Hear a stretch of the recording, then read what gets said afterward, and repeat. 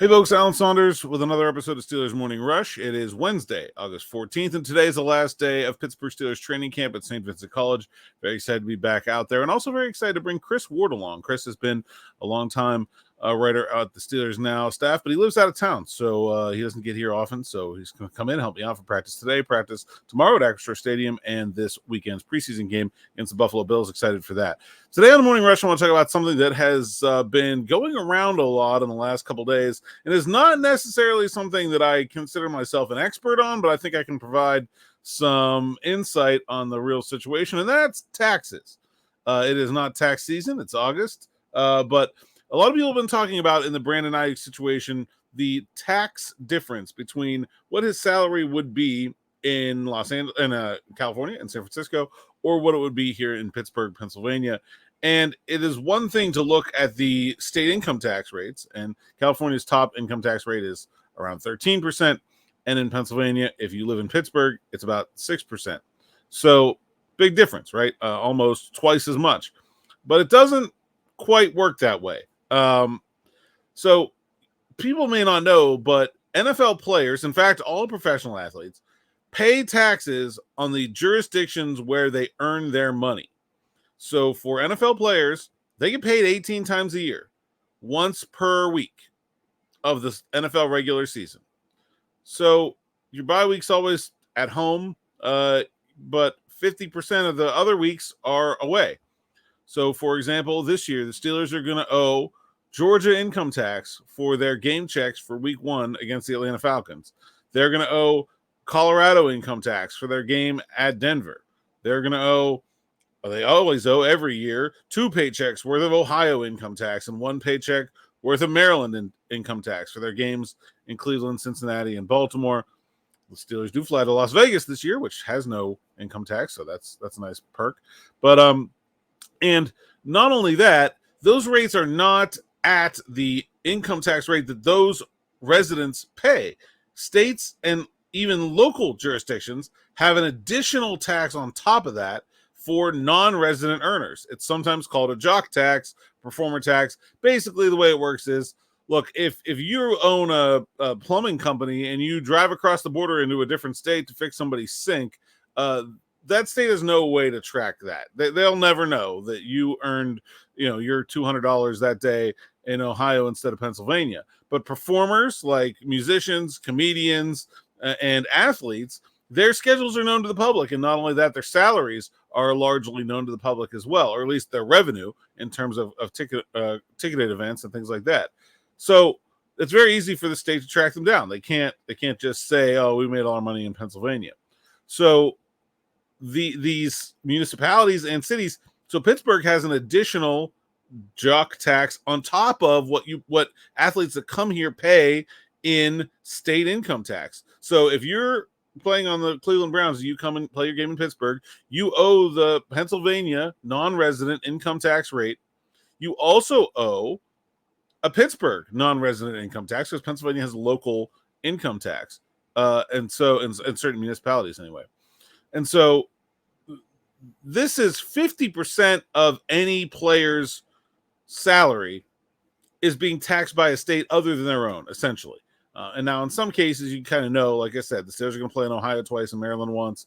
The 49ers, they're going to play in Seattle. They're going to play in Arizona, right? They're going to play West Coast teams, right? So different.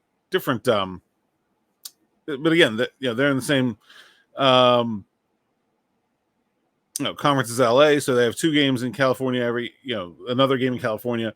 But for the most part, the rest of your schedule is pretty random. You're not going to know where those games are being played. So, for most of the schedule, it's pretty random. It doesn't really change. It's just those home games really that you can calculate the difference, and there is certainly a difference here. You look at it, and I think it ends up to be about probably less than $1 million, maybe $1 million, depending on how deep you want to get into trying to calculate it. Difference on about a $20 to $30 million contract. While $1 million is certainly not an amount of money to sneeze at, I would like a small fraction of $1 million. When you're talking about $120 to $130 million contract, it's really not that big of a deal.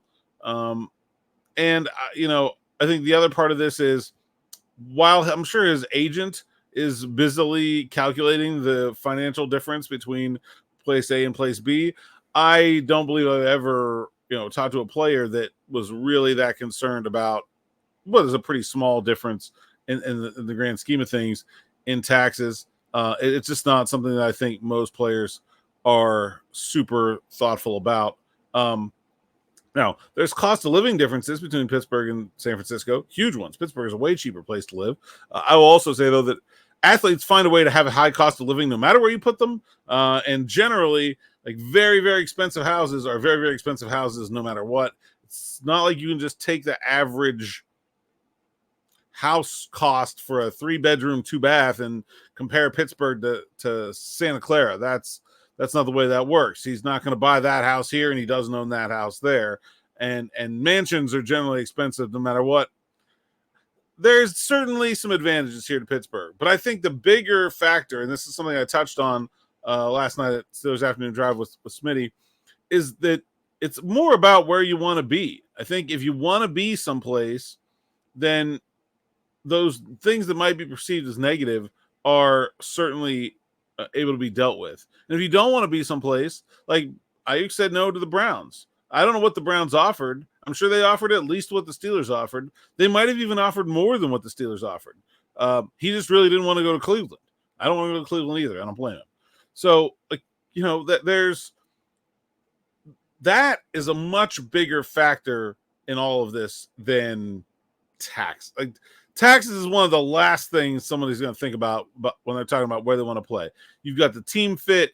You've got the personal fit with the coaches and the leadership of the front office.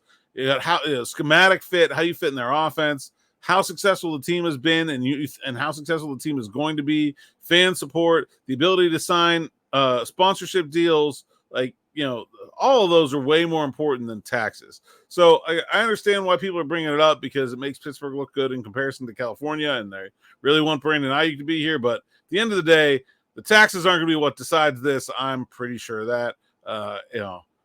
I've never met Brandon Aiyuk, but I've met a lot of other athletes, and none of them have ever been super concerned. You will see, very occasionally, if there's in the NHL, Toronto has really high income tax, maybe Toronto versus Florida, it becomes a big deal there because Florida has none. But it's pretty rare for me in the NFL for this to become a serious part of a negotiation. Much more likely it's about those other things. It's about where you really want to be, and those other things are the reason. It does seem like throughout this process, Brandon Aiyuk has been very okay with staying in San Francisco. He also, throughout this process, said he would be very okay with coming to Pittsburgh. I think that's why those two locations are the last two, and I don't think it has anything to do with their income tax rate.